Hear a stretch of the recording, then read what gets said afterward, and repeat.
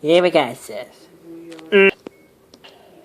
Most shows on this list have been kids around the age of 10. Well, still time. But what about a show often referred to as Nobody? Was a Muppet who disappeared almost. But what about a show aimed at preschoolers like Sesame Street? Also often referred to as Nobody. Was a Muppet who disappeared almost. Is made up of two floating eyes and a mouth over a black background, speaking with a deep and calm voice. In every way, we are going to take your place as Superior's top spy team. We will debate and humiliate you. And if you don't leave, we will be forced to dispose of you. Henson originally created Limbo for his surreal short film titled Limbo. Chance X's. Compared to us, you're no better than monkeys. Oh, yeah! We are so gonna tear you a new head! Henson doesn't want his puppets to go to waste. It's pretty cool. I, however, do not think that this is something that 2-year-olds want staring into their souls. Just over there and now Flapjack. I suppose with a series like R.L. Stein's Goosebumps, some scary and disturbing moments come with the territory. A costume her mother made for her. Based on the girl who is sick and tired of being seen as timid who has made fun of her. At a mysterious costume store, she finds her a gorilla mask. But she ends up stealing. Eventually it gets to the point where she cannot take off the mask at all. The West was fun. When Flapjack...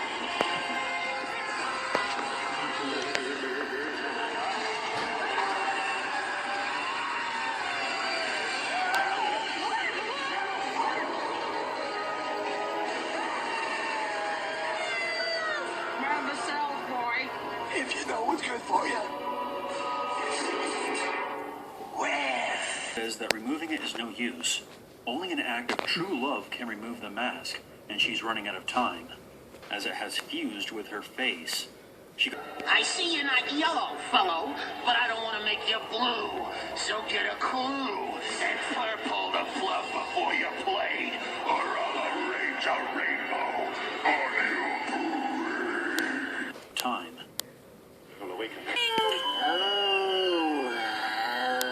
Yeah. In midair, and then chase her out to a nearby cemetery. But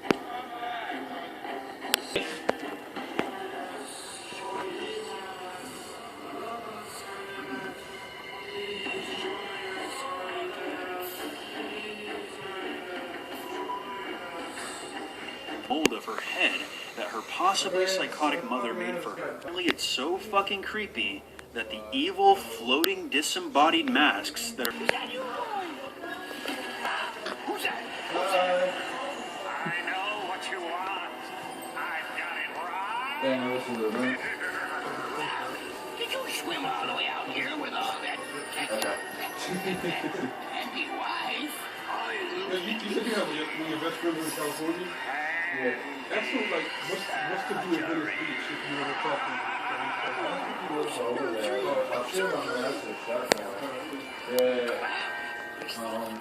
Here with us, we are Candied Island. So are you. We're all whirling in a candy cosmos.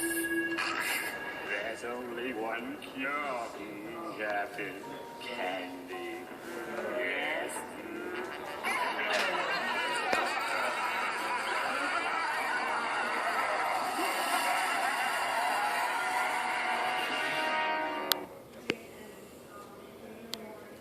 Murphy. Criminal to not talk about the episode Mind Pollution from Captain Planet on this list. This episode feels so real compared to many of the other entries on this list due to how it mirrors the fears many of us have about our friend, family members, or anyone that you know. This episode feels so real compared to many of the other entries on this list due to how it mirrors the fears many of us have about our friend, family members, or anyone that you know that has suffered through an addiction. A villain named Verminous Scum is selling a highly addictive... She was so eager to taste one of those apples. Very soon, all the apples were very big and bright red. But But birds like red apples too. Becomes agitated and arrogant, and eventually slips a pill into Linka's food, causing her to become addicted as well. Eventually, the Planeteers have to fight off a bliss-addicted crowd, desperate to do anything that Scum says for more bliss. Birthday dress. Hooray! There was a delicious carrot cake on the table and a special birthday chair. He promptly downs half the bottle and overdoses, dying almost immediately. Nicholas, thank you very much. Then she saw another drawing in the box. Now I have to look in the kitchen cupboard. Seeing a main character like Linka become pale with sunken cheeks and baggy eyes is disturbing and upsetting. Bliss seems to be related the closest to meth, giving its immediate addictive appeal and giving the user its effect of feeling no pain, at least for a little while. The Bliss users are able to smash windows with their bare fists and feel nothing, similar to the adrenaline rush of meth. Die.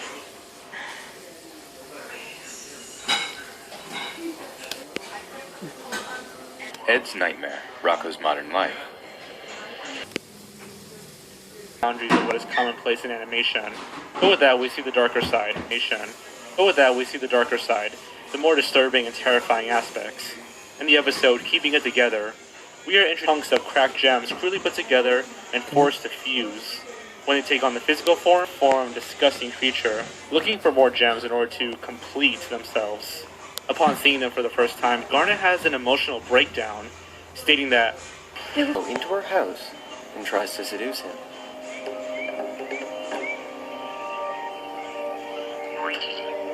Frank, get away from me. Very educational.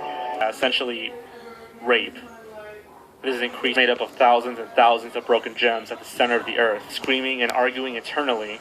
So, moving away from moments that are showing the darker sides of social elements, there are a few moments that are just downright scary in their own rights. In the episode, the fast food man, it grows veins and tentacles and begins force-feeding people French fries. When attacking or in pain, the noises he makes are just downright demonic.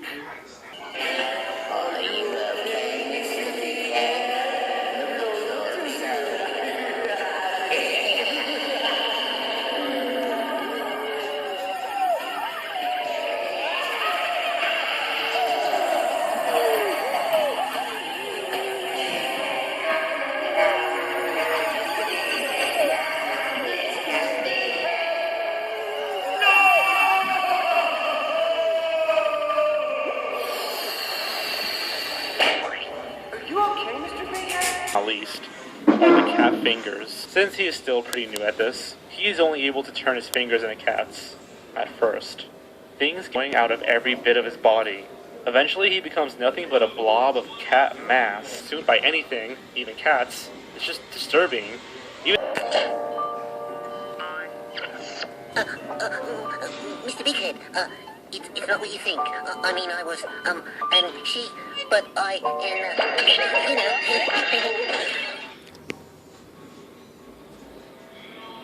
My mystery is not a good feeling at all. With Buttercup waiting for the school day to be over, so she can finally go on vacation with the other to the Bahamas, the school day ends with the three girls racing out as fast as they can. Buttercup challenges the other girls to a race home, which becomes incredibly intense. They finally make it to the lab and go in, Professor Utonium.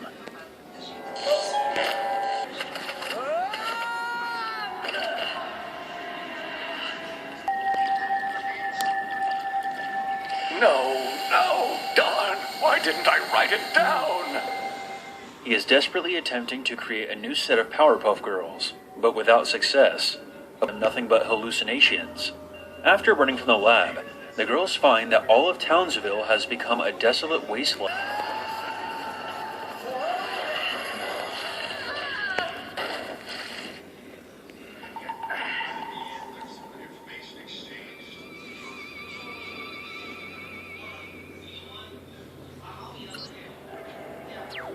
Q-Watch activated. Alpha goggles selected. Mourning over the now dead mayor. Upon getting close to her, she yells at them to get out. Transported 50 years into the future. A menacing laugh looms over them. The one and only laugh of citizens of Townsville come out. You did this, surrounding the girls. Him states that he simply took over to get any more and run away as fast as they can. The girls rush to tell the professor everything that happened. He then comes to the realization that Townsville cannot survive without the girls, not even for a week in the Bahamas, but their former selves. It wasn't just a dream either. This was a very real experience. In the video, Rugrats is full of disturbing moments. Given that the series is shown in the eyes of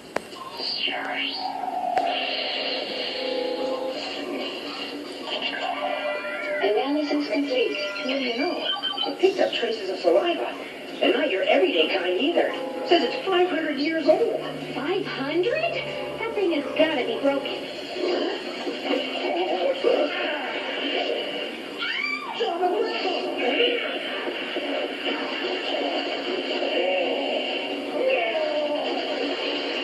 But this baby is a massive, drooling, and obnoxious tyrant. Yikes. Stu designs as a toy for the babies. Unfortunately, like any normal child, they are terrified of Mr. Friend and send Mr. Friend to rest. However, one survives and finds its way to Angelica, who from hell, it seems. Lastly, perhaps the most infamous giant evil baby in the eyes of babies. It makes sense that the world we see can be frightening world that we adults do. Having said that, there are some fucked up things in this series that would make even adults lie awake at night. That's why Relation can muster up a new baby brother. But this baby is a massive, drooling, and obnoxious robot that Stu designs as a toy for the babies. Unfortunately, like any normal child, they are terrified of Mr. Friend, and so are we, the audience. Not only is one of these hellish dolls bad enough, in this episode, Chucky is having trouble one of his nightmares. A confused Chucky asks Tommy what's going on.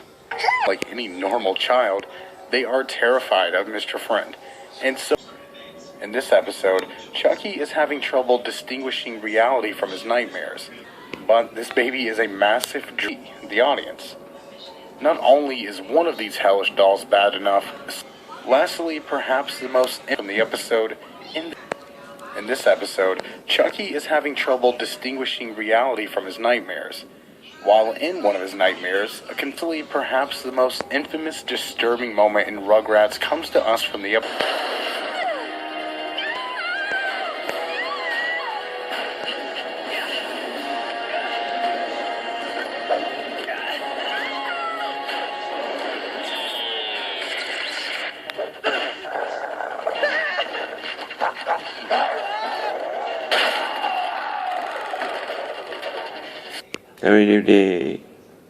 In nightmares galore. And if that wasn't enough, they bring back the scene at the end with a fake Stu. Confidence. A cave-in occurs, trapping Tony underground with the toxic waste. Thinking that he's dead, Bill adopts Jackie to make up for his mistakes, cause Tony to fuse with the Earth itself, creating Earth Mover. In present day, Bill looks like. You can't. Hey kid, where is everybody? Where are your parents? I don't know. I can't remember.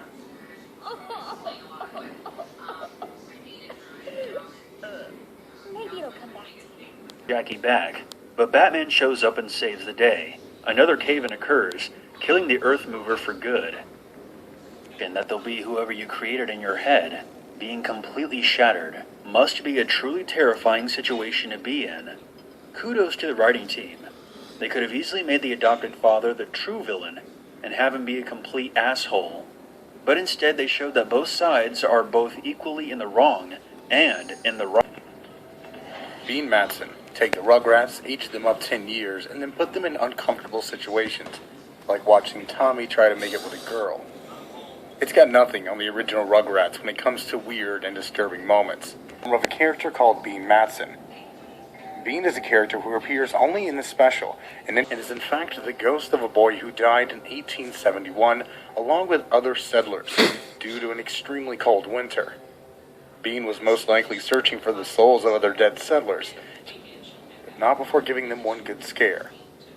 At the end of the episode, the gang reviews the footage they took for the horror movie, when a scene shows up that none of them filmed. Care for some dinner?